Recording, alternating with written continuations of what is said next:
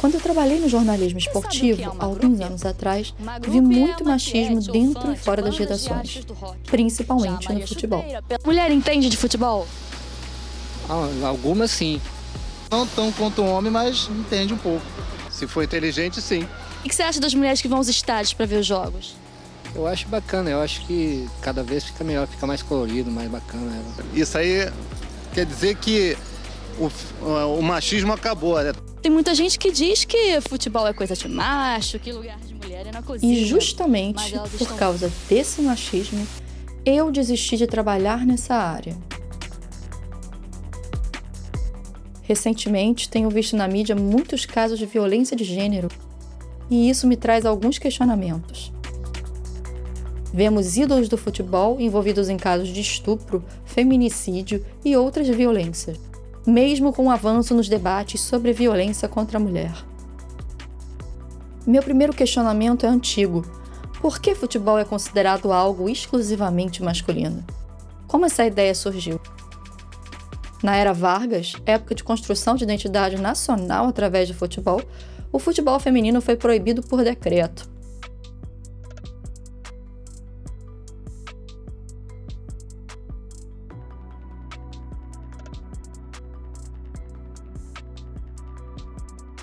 Será que isso teria contribuído para a exclusão do que é feminino?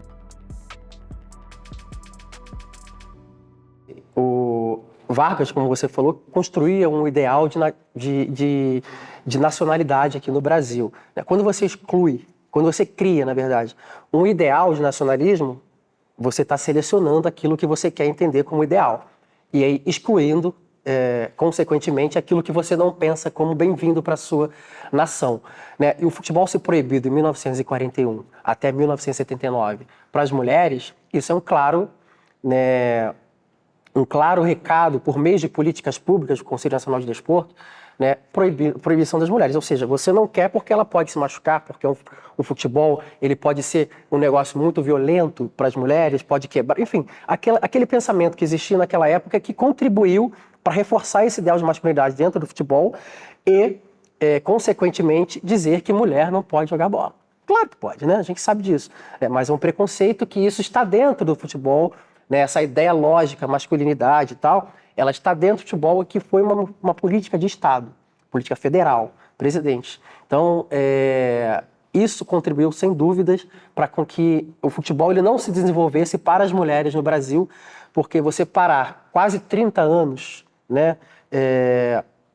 o futebol feminino contribuiu para que as mulheres não se desenvolvessem, não tivessem o interesse levado para frente e, com isso, ela fosse levada para outras áreas da sociedade, ou seja, dentro de casa, enfim, fazer coisas que os homens achavam que as mulheres deveriam fazer. Então, efetivamente, contribuiu, sim, como política nacional para a exclusão das mulheres e, consequentemente, reforçar essa masculinidade, dessa veridade, enfim, tudo que isso foi sendo construído desde o século passado na era Vargas. Quando a gente fala do esporte, e principalmente do futebol, que ele é enxergado como parte da identidade assim, nacional do Brasil, mesmo não tendo surgido aqui, o esporte é um lugar criado majoritariamente para o homem. Tanto que em 1940, na década de 40, ele era proibido para as mulheres, como outros esportes também eram proibidos. E a inserção das mulheres dentro desse meio fez com que elas tivessem que conquistar um espaço novamente que antes, às vezes, nem era proibido para elas. E na hora que elas tentam reconquistar esse espaço, a violência chega como um mecanismo masculino de inibir que elas entrem num espaço que não deveria, que chama de dominação por eles. Se esse incidente histórico contribuiu para a exclusão do feminino e a ideia de espaço masculino, como se dá a construção da masculinidade através desse espaço? Os meninos e adolescentes, mas também homens adultos, eles têm repertório de referência. E o futebol, ele se apresenta como um espaço de exercício da masculinidade muito grande, Tem um autor que se chama Welser Lang, que ele fala sobre a casa dos homens, como a sociabilização dos meninos homens, ele tem um momento longo na vida que é muito voltada para socialização entre os próprios homens. Ele chama de casa dos homens. Então, o futebol acaba sendo esse espaço. E nesse espaço, um dos dispositivos de socialização são os grandes homens. Então, é esse lugar das grandes referências, mas não apenas no imaginário, né? Os grandes jogadores, por exemplo, mas os pais, os treinadores, diretores técnicos de escolinhas, eles também ocupam esse lugar em que as violências vão se exercendo, não apenas, como eu falei, como possibilidade, mas como condição do exercício da masculinidade. A masculinidade, ela é aceita e no futebol ela é até exigida, né? Por mais que o futebol seja um dos poucos espaços que o homem pode chorar, que o homem pode demonstrar certa sensibilidade, certa emoção, abraçar um outro homem, beijar um outro homem, né, torcer por outros homens jogando bola, o futebol, por outro lado, ele exige que demonstre-se essa noção de virilidade, de violência, aquele discurso que você tem que reduzir o outro. Tanto guerra entre torcidas, como guerra entre os jogadores em si, o próprio jogo, né? Então, enquanto menos lugar essas masculinidades se encontram no mundo, mais elas vão partir para essa disputa de guerra. Aquilo que você fala na arquibancada, muitas vezes sem saber, você está reforçando um certo ideal de masculinidade, né? Porque o outro, ele sempre vai ser assim, a bicha, né? Vai sempre ser a bichinha, a mulherzinha. Por quê? O ideal de masculinidade, ele desconsidera a feminilidade como algo legítimo. E a feminilidade a gente vê nas mulheres, claro, e no gay afeminado, né? Que são construções sociais que a gente olha para um corpo como homem ou como mulher, que você já define isso como biológico, que a gente eu como um homem sendo homem, tenho que ter uma performatividade de homem. Óbvio que não. Então, assim, nós somos diversos, nós somos muitos, nós somos pessoas diferentes uma das outras. Eu posso ser homem, posso ter uma masculinidade que não seja aquela violenta, aquela que vai falar mal, vai invisibilizar outros modos de torcer, que vai combater outros modos de torcer. Não, né? Então, a masculinidade, ela precisa ser discutida dentro do futebol para que outras formas de pensar o futebol e de torcer sejam bem-vindas, sejam aceitas e legitimadas dentro do espaço do futebol. Fica a pergunta: o futebol se torna violento como reflexo da sociedade ou ele influencia para que a sociedade se torne mais violenta? Eu acho que é uma dicotomia ali, né, entre os dois. Que um alimenta o outro alimenta um também. Porque se dentro do futebol é uma reverberação do que a gente vê, né, na sociedade como um todo, o futebol sendo assim, ele é também mais um dispositivo dentro dessa esfera social que reforça ainda mais essa masculinidade. Poderia ser um futebol, né, pensado como algo contra-hegemônico da masculinidade, mas inclusivo para pessoas LGBTs, para as mulheres e tudo mais, né, para pessoas corpos trans, travestis e tudo. Só que a gente não tem esse futebol. Então ele acaba reforçando essa lógica masculinizada da heteronormatividade, do cotidiano, do dia a dia, né, de onde a gente vai trabalhar, de onde a gente vai estudar, de fazer um curso, pegar um transporte, né, no atendimento à saúde, enfim. Tudo isso acaba conversando, dialogando com essa forma excludente do futebol, né? E o futebol, dentro dessa esfera toda do social, acaba reforçando essa masculinidade hegemônica, que ela é violenta para diversos corpos, né? Eu percebo, assim, trabalhando com meninos, adolescentes, homens, eu fico pensando muito que não sei se a criação desses homens com poder como referência e a naturalização das violências que eles cometem, que produz ideia de que isso está certo enquanto construção masculina dos meninos, ou eles exercem certo poder justamente por esse tipo de comportamento. Ou seja, no tecido de relações, eu não sei se é porque eles estão no poder que está tudo bem, ou é produzido que quem está no poder deve fazer isso. E, portanto, vira uma referência, né? Isso reverbera por quê? porque pessoas se sentem à vontade de agredir outra pessoa por ela ser mulher, por ser um gay afeminado ou não, né, dentro do futebol ou fora dele. Então, o futebol ele é mais um campo, mais um dispositivo que permite com que essa violência ela seja constantemente atualizada, né, reforçada, assim como na TV, assim como nos filmes, assim como, né, nos reality shows, né, tudo aquilo que é violento, tudo aquilo que é contra algum tipo de minoria, por exemplo, vai ser reforçado se a gente assistir na TV e não contra-argumentar, porque vai ser reforçado de alguma maneira e esses corpos eles serão violentados, que são desviantes, né? Então, o futebol ele é mais um mecanismo de reforço dessas masculinidades que acham que a única maneira de torcer é apenas aquela da virilidade, da força, da violência, do cântico homofóbico, do cântico machista e tudo mais. Eu não estou justificando isso por uma questão inerente da essência desses meninos jovens que ocupam esses lugares. Muito pelo contrário, eu acho que são esses modelos sociais que vão possibilitando que a única forma de eu lidar com um destaque desse tipo é achar que eu sou impune e imune a qualquer tipo de código de ética. Né? Porque é ética, quando a gente entende que não pode atravessar, usar o corpo de outra pessoa contra ela mesma, é uma questão ética. Para além de disputas de legislação, de jurídicas, de punição, é entender que eu estou machucando outra pessoa com a minha ação. Então, eu acho que tem ali uma perda, mas eu não colocaria como uma questão de personalidade, de diagnóstico desses homens. Eu acho que precisamos olhar para eles, sim, mas também é todo esse conjunto de possibilidades de que isso passe imune e impune. A influência acontece porque a violência é a forma utilizada pela dominação masculina.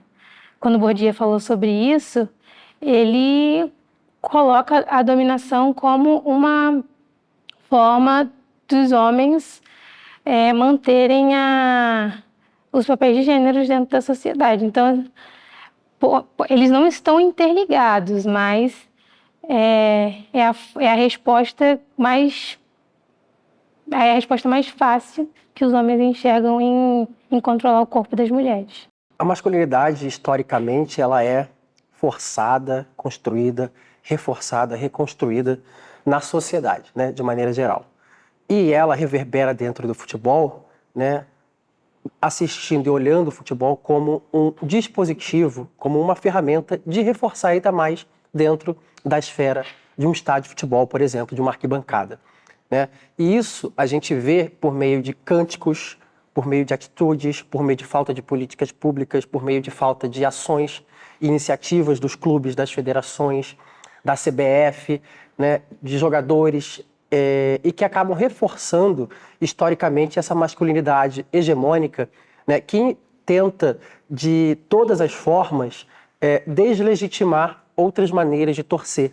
Por exemplo, né, o que é pensado como o torcedor ideal? Aquele que vai no estádio de futebol, né, que seja aquela pessoa viril, aquela pessoa violenta, aquela pessoa que usa de alguma maneira o discurso contra o torcedor rival, né, tentando deslegitimá-lo, subalternizá-lo. Né? Então, o rival, o torcedor rival, por exemplo, ele é sempre colocado como o feminino, né, o LGBT, né? Ou seja, corpos que desviam, né, desse ideal de masculinidade que controla o futebol. Diante de casos de ídolos do futebol cometendo crimes contra mulheres ou pessoas consideradas não masculinas, surge um grande receio em relação ao que a sociedade pode se tornar. Se os ídolos poderiam influenciar ou até mesmo incentivar esse tipo de violência no comportamento dos torcedores e dos homens na sociedade. Se incentivar, eu não sei. Vi, por exemplo, um jogador da seleção brasileira cometendo estupro. Isso eu não tenho como afirmar, né? Porém, minimamente ele achando isso normal, ele aceita esse tipo de coisa. Ele não questiona. A partir do momento que você vê uma situação de violência, seja ela qual for, e você não questiona, né, você a normaliza, você aceita aquilo. Reforçaria ainda mais por ele ser um ídolo, uma figura que os garotos querem copiar ou até querem alcançar profissionalmente em relação ao futebol e em relação assim à vida, o status de vida que ele leva. Na figura do ídolo e do que acontece com o ídolo também, né? Porque aí temos, sim, processos de criminalização desses jogadores. Então, a gente tem um modelo social em que isso é permitido, mas tem também casos extremos, ou cada vez, talvez, entendidos menos como extremos, em que um ato tem uma consequência que é a punição no modelo que a gente entende, que a gente tem hoje em dia, que é o modelo penal. Agora, aí eu vou trazer outra experiência minha, que é no campo do sistema prisional. Homens sendo acusados de violência doméstica, de não pagamento de pensão alimentícia, de estupro, eles não são entendidos enquanto bandidos no sistema prisional. Pelo menos o brasileiro e do que eu acompanho em outros espaços, em outros países também não. Impunidade gera incentivo. Se você enxerga, se o homem enxerga que aquilo não vai ter uma forma que ele vai ser punido, por que não cometer? Por que não usar aquilo como um meio correto para conseguir chegar em algum lugar?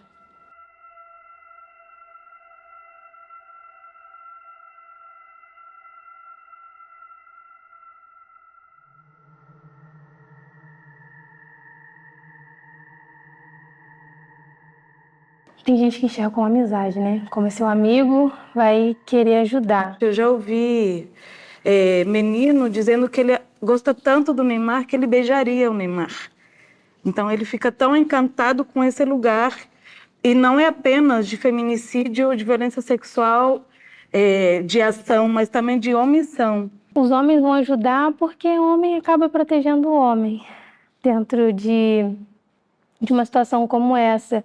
E por ser a reprodução de um comportamento dentro de um grupo deles e eles quererem proteger esse tipo de privilégio, deles acreditarem que estão no topo, sim, se existissem uma pirâmide social, eles estariam no topo em relação às mulheres, é uma forma de contribuir para que se mantenha esses papéis de gênero, onde ele seria maior e deveria não ser penalizado por fazer o que ele quer dentro da sociedade. Eu acho que tem, sim, uma dimensão de direcionamento, de construção da masculinidade, mas também tem uma disputa de poder que, enquanto a gente não criticar, dificilmente isso. Não é só criticar a possibilidade, mas a condição. Qual é o papel de um ídolo? Porque o Neymar é enxergado como um ídolo não só dentro do futebol, mas acho que assim, dentro do Brasil, mais pelo lado dos homens. Então, isso seria uma atitude de um ídolo? Esse menino, né, que ele falou, eu beijaria o Neymar. E eu perguntei, por quê? E ele, porque o Neymar tem muito dinheiro. E eu perguntei, mas então você beijaria o Faustão? E ele, que isso, tia? Mas o Faustão também tem muito dinheiro, né? Então, não é só isso. Eu acho que todo um conjunto... A idolização é mais um processo do que algo fixo para os adolescentes, e jovens e adultos. O futebol também acaba ocupando um espaço muito importante para a socialização masculina, da qual as mulheres somos retiradas, né? Mulheres e corpos feminilizados.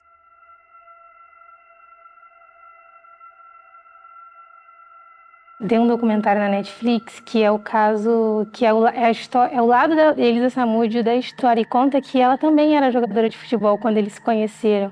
Só que ninguém sabe. Ela foi a maior protagonista, assim, dentro dessa história, a vítima, e ninguém sabe nada sobre ela. Ela foi jogadora de futebol também, tentou carreira na área, e quando começa a se desdobrar todo esse caso brutal em cima dela, ilustra essa forma que os homens têm de se protegerem, porque ele não só acusado, ele foi condenado, cumpriu pena, e quando saiu, o primeiro time que ele fechou, pelo menos teve uma resposta que foi a perda de todos os patrocínios. E os clubes dão um recado, né? É mais uma forma de como isso sai do futebol e vai para a esfera social. Você tratar o goleiro Bruno por uma questão em que ele pode voltar a jogar bola? Quem sou eu para dizer que não, né? Mas você passa um pensamento para a sociedade, né, que aquilo que ele fez não teve importância. O Cuca só veio pedir perdão depois que ele perdeu, né, contratos. Deixou de ser técnicos de futebol de alguns clubes. Perderam um certo tipo de mercado, por mais que alguns clubes ainda tenham contratado. O poder deixou ele impune. Ele continuou a vida dele sem nenhum tipo de consequência mais grave. Muito tempo, desde lá do passado, mesmo assim eu pude seguir minha vida. Uma mulher que passa por qualquer tipo de violência, ela não consegue seguir a vida dela sem permanecer machucada. O impacto dura para sempre. Eu pude levar a minha vida contornando a história porque o mundo do futebol e o mundo dos homens em que eu vivo não tinham me cobrado nunca nada. Durante todo aquele tempo, todos aqueles anos. Não posso eu hoje mudar o passado. Quantos homens que agora me escutam e são capazes de olhar para o passado e rever suas atitudes. Eu achei interessante ele enunciar isso nesse sentido de não fui eu sozinho com os homens da minha vida que cheguei a essa conclusão. Ele se informou com mulheres que são vítimas, porque as mulheres somos constantemente vítimas de violência e de violência sexual, para propor um reposicionamento. Então, ele fez um deslocamento, eu achei importante, mas não pode ser o único. E ele precisa também vir de um posicionamento de ação, e não apenas de dizer, já estou me repensando, então já estou fora dessa, né? Já fiz a minha meia-culpa. O que ele e outras pessoas que estão se repensando estão propondo? Que contribuições para o campo de pensar com meninos, com jovens, estão sendo colocadas, seja nos times, nas escolinhas, nas escolas também. Então, seria interessante vir com um compromisso atuante político de transformação social. O instrumento melhor para ele pedir o perdão seria ele movimentar algum tipo de recurso para construir, para instaurar uma instituição que promovesse a proteção das mulheres em relação à violência, que divulgassem campanhas que tirassem essa disseminação de violência dentro do esporte. Seria uma boa forma de pedir perdão, não só gravando um vídeo e postando na internet. Outros homens, claro que sofrem, como esse, que sofreu estupro na briga. É um ideal de macho que é exigido no futebol. Essa masculinidade que legitima essa ativez, né? Essa ação contundente contra o corpo do outro. Os homens praticam em relação a eles mesmos também. Esse grau de dominação, eles competem em relação às mulheres e em relação a eles mesmos. Eu acho que coloca o estupro na pauta da guerra, continuando com a minha linha de raciocínio, né? Se o futebol é um espaço de disputa, de construção, eu não digo que seja só isso também, né? Tem outras possibilidades, a paixão, a coletividade, que cada vez está se procurando ser mais coletiva, mas nessa dimensão do nós, eles, a política da inimizade, que essa guerra de torcida, de jogadores coloca, o estupro é colocado em pauta, como uma forma de se colocar por cima do outro. Mas isso existe em outros espaços também, né? Isso também é um recurso. O estupro é uma arma de guerra, nas guerras mesmo, né, armadas, mas também de silenciamento, na academia, no mundo da música, no mundo da televisão. No início dessa partida que, como disse o Antônio Cordeiro na tarde de ontem, fez o Brasil parar à espera do cortejo. São questões complicadas porque se a justiça brasileira, as instituições brasileiras, as instituições públicas, a sociedade civil, os clubes não se envolverem, são tipos de coisas que vão continuar sempre acontecendo. Não adianta a gente apenas criticar, a gente precisa fazer alguma coisa enquanto sociedade civil, esferas que controlam o futebol, para que modifique, né, essa maneira de agir no futebol. Então, se a gente não fizer isso, o rumo que vai continuar vai ser o mesmo. Hoje ainda continua tendo pesquisas para poder medir essas violências, como elas são praticadas e se são elaboradas não só políticas públicas, mas também outras formas de combate, a um longo prazo, o esperado é que cada vez mais diminua. Não erradicar, porque acho que acredito que seja impossível, mas diminua e seja um cenário que as mulheres sejam tratadas com equidade, porque eu acho que essa é a luta maior dentro do campo dos estudos de gênero. Eu tenho muita implicância com narrativas de evolução, de que a gente está melhorando, a gente está em um caminho de libertação, de equidade, de igualdade. Porque se bem a gente não, 10 anos atrás, a gente não tinha muitas coisas que a gente tem hoje, de acesso a direitos, de tipificação de feminicídio, de violência contra as mulheres, mas ao mesmo tempo tem uma série de forças que se articulam em outras direções. Eu acho que a masculinidade, ela não deve ser entendida como masculinidade, no singular, né? São masculinidades. Outras masculinidades, elas também são legítimas, que não aquela da virilidade, da força e tudo mais, né? O homem afeminado tem a sua masculinidade. O gay afeminado, ele tem a sua masculinidade, né? Então, e que são legítimas, formas legítimas de se fazer presente no estádio de futebol, por exemplo.